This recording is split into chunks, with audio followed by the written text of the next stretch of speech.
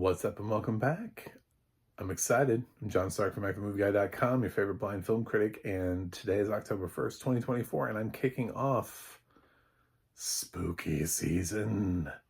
The same day, I've also dropped a review of the original film of the franchise, which is celebrating its 40th anniversary, so I wanted to also talk about Gremlins 2, The New Batch, which is the second film of the franchise, also directed by Joe Dante, and also starring, once again, Zach Galligan and Phoebe Cates. And I did watch this with audio description, and I talked also about audio description in the first review and how it's a little hard to describe each one of these gremlins sort of like one by one. But what is the difference between this and A New Batch? Well, I noticed that one of the things was there's less of a presence, an advertised presence, I should say, by Spielberg, Kennedy, and Marshall, who produced the first one.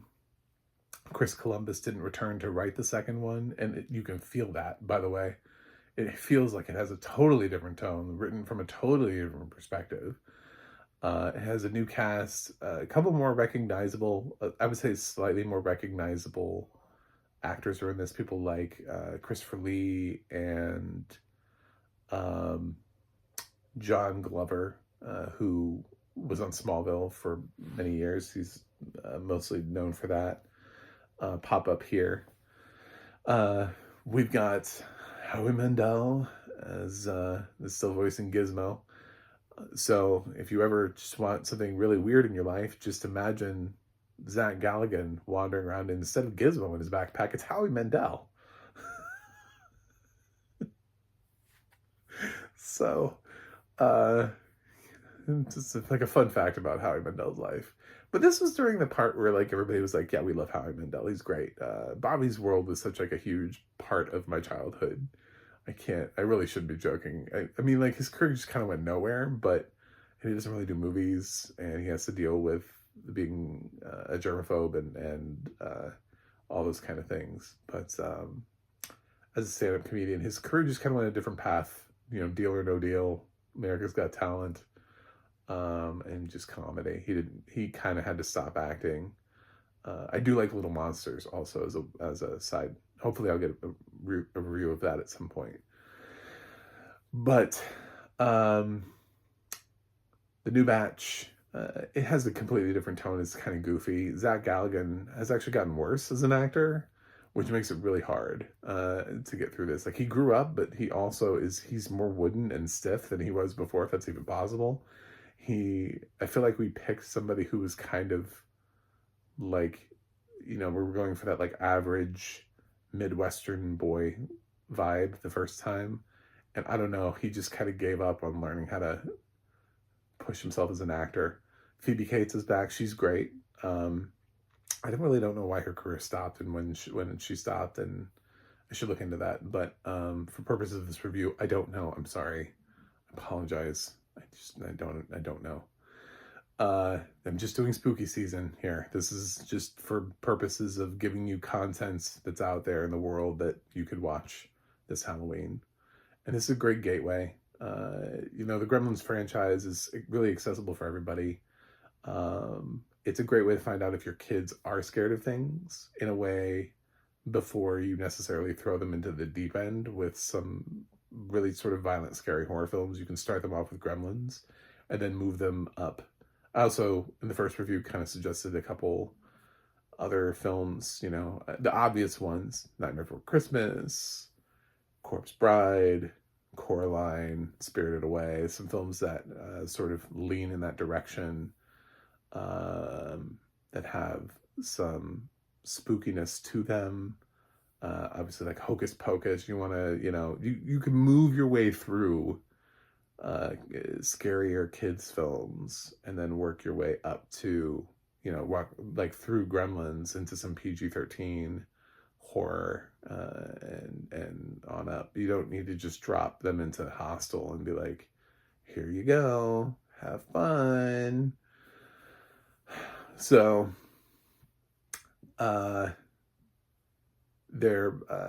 Zach now has a job. He went from being a teenager to being a security guard slash artist. I don't even know anymore.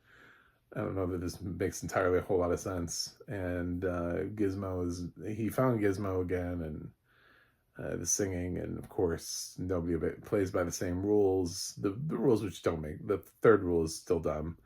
It just is. Not eating after midnight. Until when?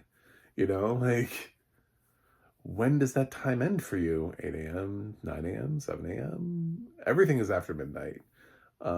It's sort of like, don't eat before bed. Everything is before bed. Once I get up, the next thing that it's before bed, because eventually I will go to sleep again. So everything from that point would be before bed. So you need to say something a little bit more like 2 hours before bed. Like directions, people. This is what you know. So they have to get Gizmo out of this facility, but he's being sort of like sexually harassed by his boss. We're gonna go with that because it's kind of what it is. And he has to go out on this date, and so Phoebe Cates has to go get Gizmo, but Gizmo's already spawned into like a version of himself. This version that, to somebody who's not really paying attention, looks like Gizmo, but is clearly not Gizmo. It kind of felt like the audio description didn't do a good enough job of mentioning that. He has a name too, and it's something, I don't know, I can't remember what the name was, but I was like, I don't even remember this thing having a name, because they think it's Gizmo. So why does it have a different name in the audio description track? It's like Larry or something like that. And I was like, no, this is fake Gizmo, alternate Gizmo, whatever you want to call it. I mean, because like the whole part of the thing, but it keeps saying like something else that's not Gizmo, but it is. She thinks it's Gizmo. Like the whole, there should be some way of saying, Gizmo's clone, or like it's designed. It looks like 80% Gizmo. It has these like crazy eyes. Basically, it has these wild and crazy eyes, but it looks like Gizmo if Gizmo dropped acid. So, which now I'm thinking about, and I think that's hilarious. If you need a point of reference, if you can see, for Gremlins, I'm wearing my Gremlins shirt for this. So I was wearing my Gremlins shirt for the last video too. So another reason why I did Gremlins. 40th anniversary of the first film. I have a shirt. So like everything came together. I think New Batch is kind of goofy, but and it gets kind of like weird. There's the female Gremlin with the sex appeal for some reason in this film. You're like, what is happening? And I'm thinking at the same time, I'm like, this is like 2 years after Who Framed Roger Rabbit. It's like, are they trying to Jessica Rabbit us? Isn't it? Because this is not the same thing. Like, this is uncomfortable. It's funny how I remember like parts of this, but not all of it. It's the same thing with the first film. Like, I forgot he had a dad that went to the store, because in my mind, Billy went to the store and got Gizmo. That's how the film starts. No, it's not. So for this film, I forgot chunks of it as well, and my brain filled it in with like alternate plot holes as to what really happened. And then I had to like unwind that, because I hadn't seen this film in like 15-ish years, 20 years, I don't know, something like that. But it's one of those films that as a kid I saw a couple times, rented it a bunch of times and saw it a lot, front-loaded it. And those memories have obviously been warped over the years into my versions of Gremlins and Gremlins 2 Mini Match, which are not exactly the same as they actually are. But yeah, this is great for the whole family. You can watch the Gremlins movies. The second one is a little bit more satirical and understands. This one is a little bit more willing to poke fun at itself and its concepts, especially like the rules. Like, it thinks the third rule is dumb also. There's a whole history. I talked about also in my first review about Gremlins and the history and how Walt Disney wanted to make a Gremlins movie, but it didn't happen for him, which would have been weird when you really think about Walt Disney Animation and the state of, you know, where his films were headed at the time. It just didn't fit in with anything that he was doing. So, um, but yeah, just a project that just never happened.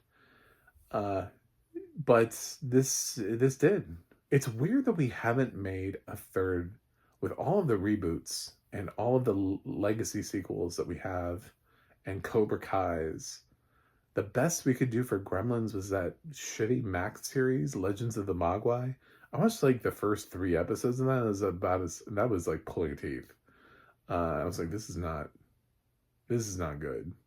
So I'm surprised that as iconic as Gizmo is, and Mogwai and Gremlins and everything like that, that we haven't had somebody hasn't tried to take another swing at this with all the talent that's out there in the world.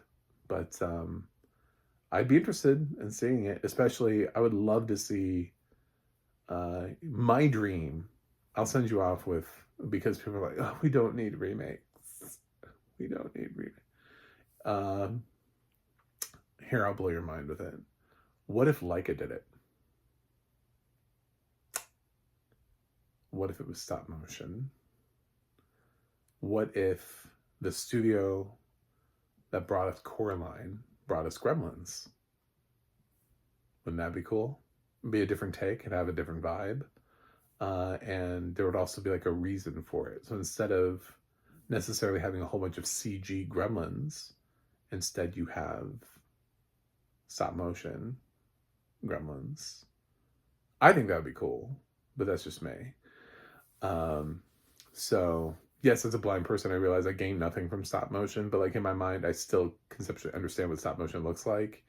And if I could greenlight a Gremlins reboot, I would be like, what's Leica doing right now? I know it takes them forever to get a project off the ground, so we wouldn't see it for a few years because stop motion animation takes a while to make. But yeah, I think that'd be fun. So I like it.